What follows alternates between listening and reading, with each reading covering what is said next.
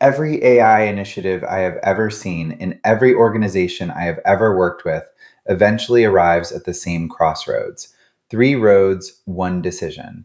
Build it ourselves, buy a vendor product, or partner with a specialist who carries part of the lift for us. This decision is one of the most consequential calls you'll make as a leader, and most teams approach it backward. They start by evaluating vendors. They should start by understanding what they actually need, what they can support, and what they're willing to give up to get speed. I'm going to give you a framework today that flips the order: decisions before vendors, outcomes before features, and exit planning before lock in becomes irreversible.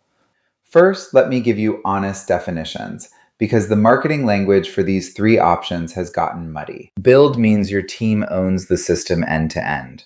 The data flows, the model selection, the integration, the security controls, the operations.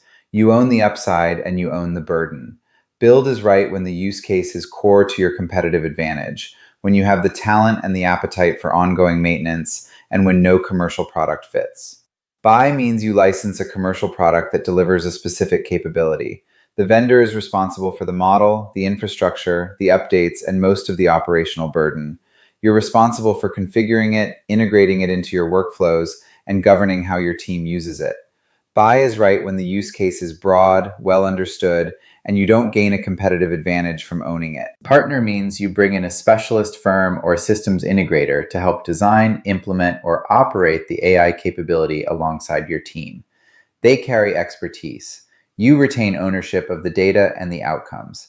Partner is right when you have the strategic intent, but not the talent or the time to do it yourself, and when buying off the shelf doesn't fit your specific context. These are not mutually exclusive. Most mature AI programs use a mix. The skill is knowing which lever fits which use case. Before you even ask build, buy, or partner, there are leader-level decisions that have to be made. If they aren't, the build, buy, partner question becomes an argument instead of a decision. Decision 1. Where does the data go and where can it not go? Some data can flow to a third-party tool. Some data cannot leave your environment. If you don't decide this first, you'll find yourself in a vendor demo realizing halfway through that the entire approach won't work for your data. Decision 2. Who is accountable for the outcome?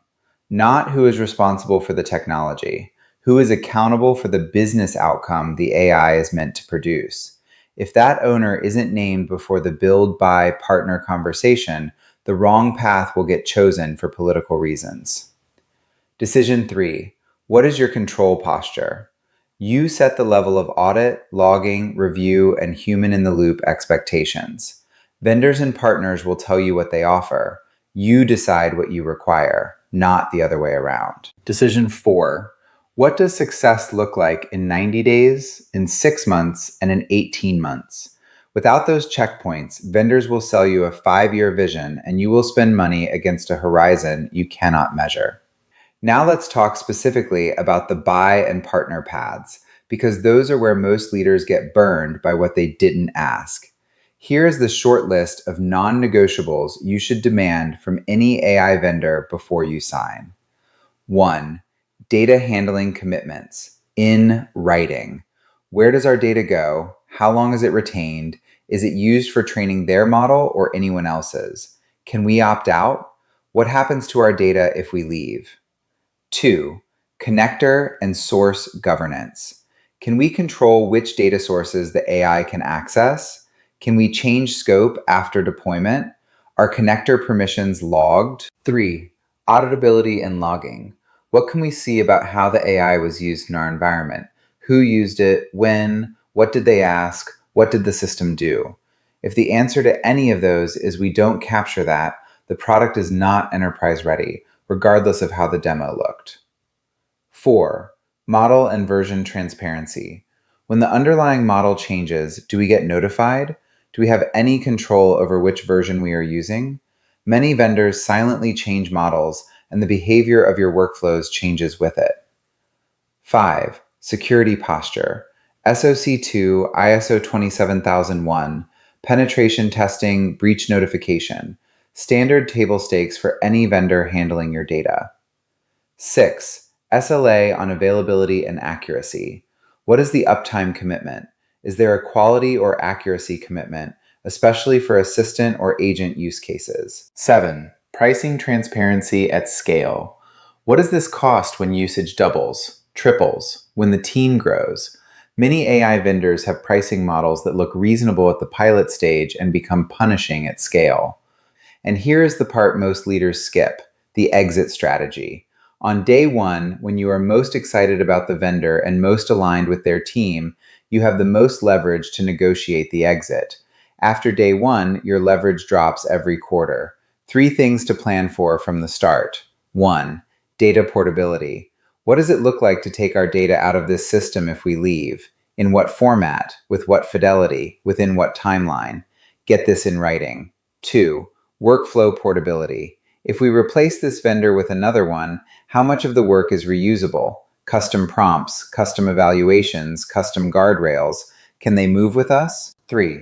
Knowledge portability. The intellectual capital your team builds. The prompts that work, the patterns that produce good results, the failure modes you've documented should live in your environment, not just inside the vendor's tool. Lock-in is not avoided by demanding it. It is avoided by designing for portability from day one. Here is the close. The best AI platform decision is not the one with the best demo. It is the one you can defend. Set your non-negotiables before you start vendor conversations.